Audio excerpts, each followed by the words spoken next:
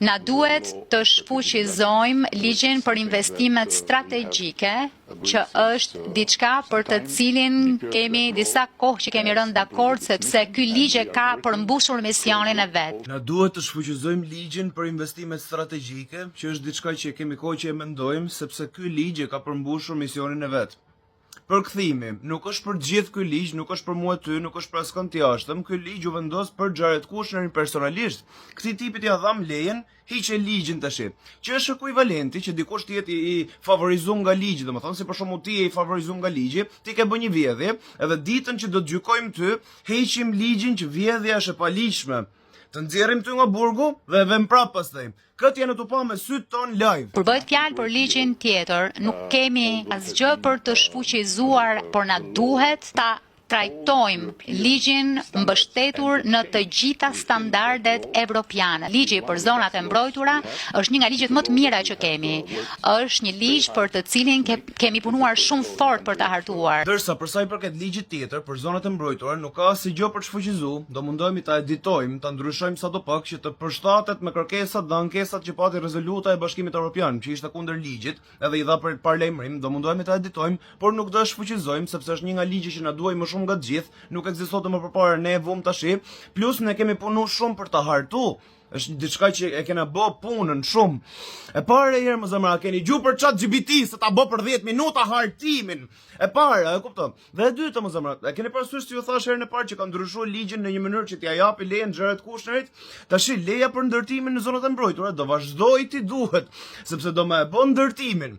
Kështu që për të marrë lejen e bën të ligjshme, ja dha lejen dhe pastaj e bë të paligjshme. Për ndërtimin do i duhet, kështu që vazhdon e man ligjin derisa të marrë ndërtimi. Kur të ketë kaluar një 3-4 vite, 5 vite ku dëgjon tash ta ketë bërë resortin ai, atëherë do heqë ligjin, sepse bota rrotullohet rreth tipave si Xharet Kushner. Këtë mesazh, më shumë se më ju informoj ju që e dini se si është ky muhabet, jeni në anën tonë, desha më ja çu si mesazh njerëzve që vazhdojnë të mbështesin, si të verbër këtë lloj njeriu.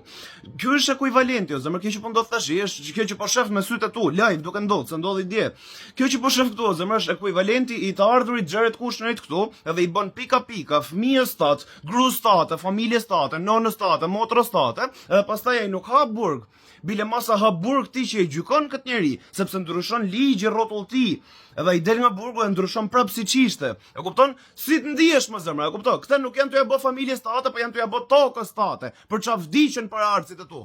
Kështu që teknikisht janë t'ja bë familjes tate. Unë kaq kisha më ju thonë, kuptoj, ju gjykoni vet, vazhdoni mbështeteni këtë lloj njeriu, mbështeteni deri në vdekje. Jeni të mirëpritur, e kupton? Po ajo që desha më ju sugjeroj unë është nuk ka rëndësi me KJ, me PD-n apo me PS-n. Ai që është në pushtet duhet bullizohet gjatë gjithë kohës nga populli vet, sepse është menaxheri i gjithë lekëve të shtetit. Është si më thon, gjithë kena punëtor. E kupton, gjithë jemi punëtori i dikujt, i shefit dhe mos e kena punëtorin ton. Gjithë jena si në kasta, si në kategorinë shoqëri.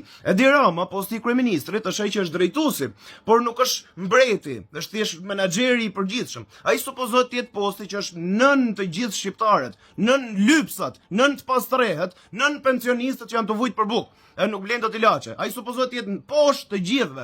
Duhet më dëgjoj mendimin të gjithëve, sepse të gjithë kontribuojnë në zgjedhjen e tij me votë. Më thonjë sa me 100 palë thonjë, nëse e besoni, e kupton? Është gjithmonë e shëndetshme, edhe nëse je dakord me të, edhe nëse të pëlqen investimi, ti duhet ta bullizosh gjithmonë kryeministrin, sepse asnjëherë nuk e bëjnë punën 100% siç duhet. Ti nuk e bën punën 100% siç duhet. Çdo punë ti është të bë, edhe nëse punon për vete. Nuk është gjithmonë e shëndetshme, kaq desha më ju thon ti jeni në anën tonë. Duhet bullizuj gjithmonë kushdo që ti jetë kryeministri, edhe nëse e bën punën 99%, duhet gjithmonë me shty, edhe me i gjujt në grushta të dera shtëpisë. Pse s'po e çon deri në 100%? Ju i keni shkuar dhe i rrini poshtë cicës. Thjesht vazhdoni o zemër, bëni çfarë doni.